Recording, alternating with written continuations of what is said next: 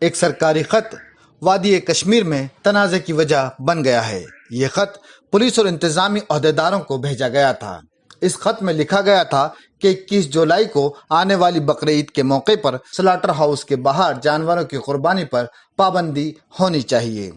16 جولائی کو جیسے ہی یہ خط منظر عام پر آیا، تنازع کھڑا ہو گیا۔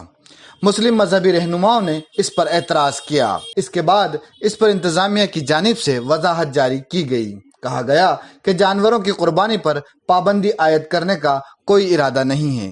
یہ خط ایک معمول کا عمل ہے جو ہر سال جاری کیا جاتا ہے۔ جانور فلاح و بہبود پلاننگ کے ڈائریکٹر GL شرما نے اس عمل کی وضاحت کرتے ہوئے دی انڈین ایکسپریس کو بتایا کہ ہمیں یہ خط اینیمل ویلفیئر بورڈ سے ملا ہے، ہم نے اسے صرف آگے بڑھایا ہے۔ اس کی غلط تشریح کی گئی تھی۔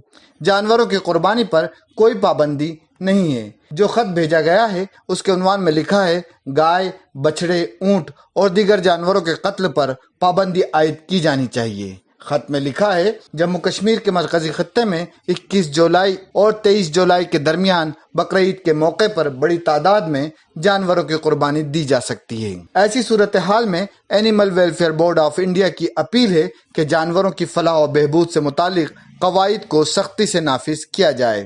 خط میں آگے جانوروں پر تشدد اور سلاٹر ہاؤس سے متعلق قواعد اور ضوابط کا ذکر کیا گیا ہے۔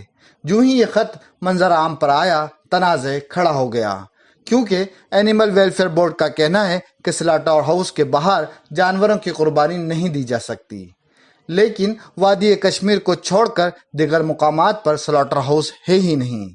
ایسے میں یہ سوال پیدا ہوا کہ جب سلاٹر ہاؤس ہر جگہ نہیں ہے تو پھر قربانیاں کہاں کی جائیں گی؟ تاہم GL شرما کا کہنا ہے کہ یہ پابندی صرف میونسپلٹیوں کے علاقے میں ہے، لوگ دیہی علاقوں میں کہیں بھی قربانی کر سکتے ہیں۔ دوسری طرف میر وائز عمر فاروق کی تنظیم متحدہ مجلس علماء کا کہنا ہے کہ اس طرح کی پابندیاں بالکل ناقابل قبول ہیں اور انہیں حیرت ہے کہ کوئی عید جیسے تہوار پر جانوروں کی قربانی کو کیسے غلط بتا سکتا ہے۔ آپ کو بتاتے چلیں کہ بقرعید پر ہر سال لاکھوں بکروں کی قربانی دی جاتی ہے۔ آپ کو ہمارا یہ ویڈیو کیسا لگا؟ کمنٹ کر کے بتائیں۔ اگر پسند آئے تو اسے لائک اور شیئر ضرور کریں، ساتھ ہی ہمارے چینل کو سبسکرائب کریں۔ شکریہ۔